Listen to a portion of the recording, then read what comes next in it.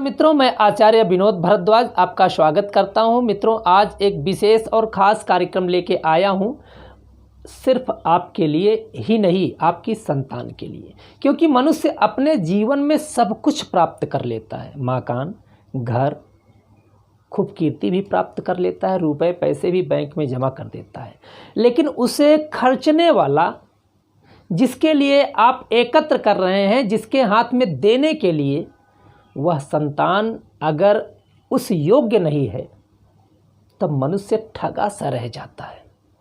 इसीलिए तो हमारे पूर्वजों ने कहा है, पूत कुपूत तो क्यों धन संचय, पूत सपूत तो क्यों धन संचय। पुत्र अगर कुपुत्र है तो धन की आवश्यकता नहीं है, बहुत सारा धन होगा वो मिट्टी कर देगा, लेकिन सुपुत्र सुयोग्य संतान के लिए धन बहुत महत्वपूर्ण नहीं रह जाता है।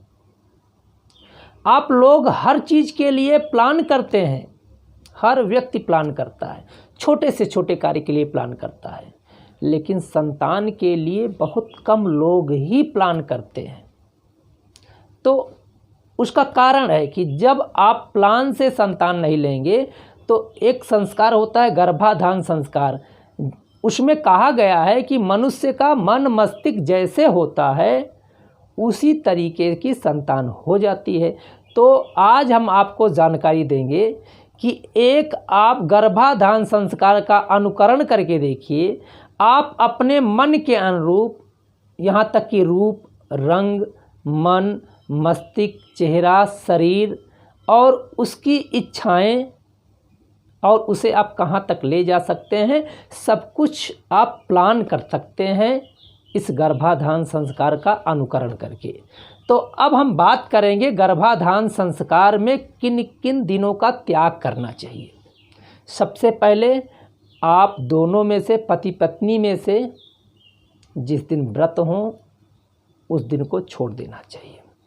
साथ ही साथ श्राद्ध पक्ष भी छोड़ देना चाहिए, और सूर्य ग्रहण, चंद्र ग्रहण अगर जिस दिन हो उस दिन भी गर्भाधान नहीं करना चाहिए।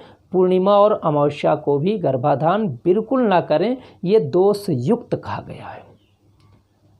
अब आते हैं जन्म कुंडली में, क्योंकि जन्म कुंडली का जो पंचम स्थान है वो संतान का स्थान है। वहाँ पे अगर चंद्रमा है तब भी आप जो है उस दिन संतान के लिए गर्भाधान ना करें, क्योंकि चंद्रमा 2.5 दिन रहता है, 2.5 दिन के बाद करें। यदि शुक्र आपका पापक ग्रहों से प्रभावित है तब भी गर्भाधान ना करें, क्योंकि ये आपके हाथ में नहीं है। किसी योग्य पंडित जी को दिखा लें। अगर ऐसी दिक्कतें हैं तो उनकी शांति भी होती है, शांति आप करा करके ही संतान उत्पत्ति करें, मतलब गर्भाधान संस्कार आप करें। अब किन किन रात्रियों में गर्भाधान करने से अच्छी संतान आप बिल्कुल नहीं पा सकते हैं।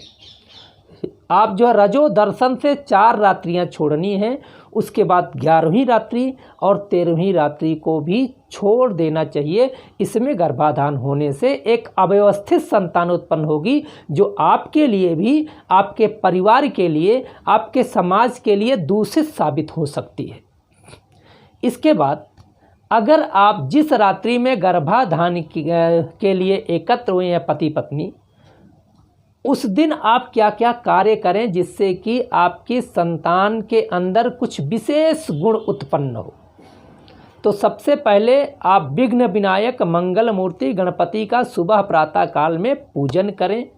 उसके बाद अपने पितरों की शांति के लिए, आशीर्वाद के लिए नांदी श्राद्ध करें कि जो मेरे जीवन में दोष हुआ है, जिनके कारण संतान हमें अच्छी ना मिल पा रही हो, वह नंदी श्राद्ध के यज्ञ को करने से दोष समाप्त हो जाता है।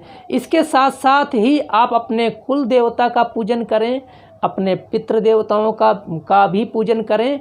अपने बड़े बुजुर्गों का आशीर्वाद लेना बिल्कुल ना भूलें, क्योंकि आपके बड़े बुजुर्गों के आशीर्वाद से आपके घर में सुयोग्य योग्य संतान की प्राप्ति होगी।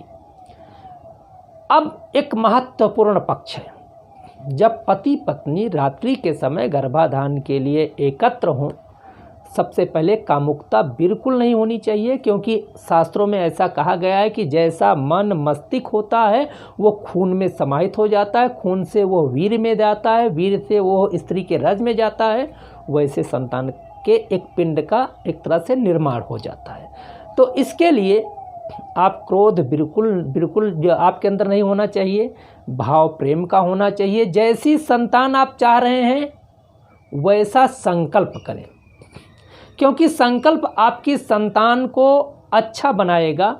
आप लोग चाहे राम कृष्ण परमहंस का संकल्प लें कि ऐसी संतान, या जो भी आप चाहें, इंजीनियर डॉक्टर, जैसी संतान चाहें वैसी संतान का संकल्प लेकर के विष्णु को समर्पित करें कि हे प्रभु, हमें ऐसी संतान की आवश्यकता है, आप हमें प्राप्त कराएं।